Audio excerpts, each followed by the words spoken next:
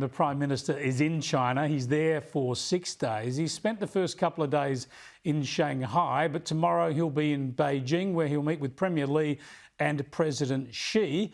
I would say that the Prime Minister's disposition towards China this week, last week, ever since he's been Prime Minister really, has been kowtowing, making excuses for China, not standing up to China. But of course, Labor supporters wouldn't see it that way. Here's how the Prime Minister frames his diplomacy.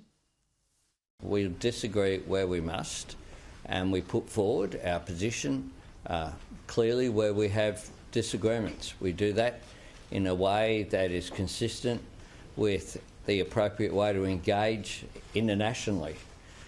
So we do that clearly, unequivocally, each and every time. And this is a relationship, though, that's very important for Australia. Anthony Albanese there in Shanghai today. Let's go now to Michael Shoebridge, Strategic Analysis Australia, joins us live from Canberra. Thanks for joining us again, Michael. How would you frame this trip and the way it's unfolding after the first couple of days? Well, Chris, this is the handsome boy, Mr Albanese, being congratulated by the Chinese Communist Party for signing up to Xi Jinping's vision. Xi Jinping wants other economies to be much more dependent on China's even than we are now, and he wants to be able to use that economic dependence as a weapon. He's already done that to Australia. We know that, with $20 billion worth of coercive measures, and he's doing it to other countries right now on access to rare earths. And Mr Albanese seems naively unaware of this and is over there trying to grow our dependency on China. Yeah, I would have thought we needed to develop markets elsewhere, especially in India and other places, rather than increase our dependence on China. I'll tell you how silly this stuff got is today's big meeting with a bunch of people in the iron ore industry in Australia, of course, make most of their money by exporting to China. Good on them. But most of them were spruiking this green steel fantasy and talking about green hydrogen, the stuff that is already falling over. Up to a dozen projects in Australia have already fallen over, yet Albo's going along with them, spruiking so-called green hydrogen, making green steel. It's just not going to happen. It's falling by the wayside everywhere. I noticed Hancock Prospecting was the one company who just talked about steel and iron ore and seemed to stay away from that green dream. Well, it's no more fanciful than this idea that the Prime Minister keeps telling us that he's stabilised the relationship with China, while his good friend Xi Jinping monsters Taiwan, postures and plans to invade the place, and sends 3 warships around Australia conducting live firing exercises. So this is not a relationship based in reality with Mr Albanese. Yeah, I think it's really interesting. Sorry, I was just going to go.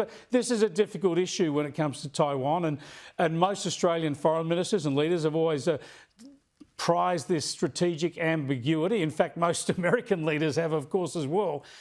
Do you accept that it seems to be a deliberate strategy by America to raise this issue now and make it awkward for Anthony Albanese and China? I think the timing is deliberate, but I think there's something bigger behind it than just timing. I think there's growing concern and doubt about Australia as an ally and as a partner in collective deterrence of China in Washington. And that doubt will be growing in other partner capitals too, like Seoul and Tokyo, because while the Prime Minister talks about investing in relationships, the only relationship he's investing his personal time in is China. He's spending 6 days there, not even having a one-day stopover in South Korea or Japan, 2 key strategic and economic partners, let alone a tour of the US. Yeah, it is extraordinary. And just on that, though, if we're to get American-made submarines in the first place, nuclear submarines, American technology, the first country other than Britain to get access to them, surely it would be an expectation of the US that those submarines would be useful in a conflict with China. Well, Chris, you're right. We've got to remember what's the purpose of AUKUS? It's not actually about submarines.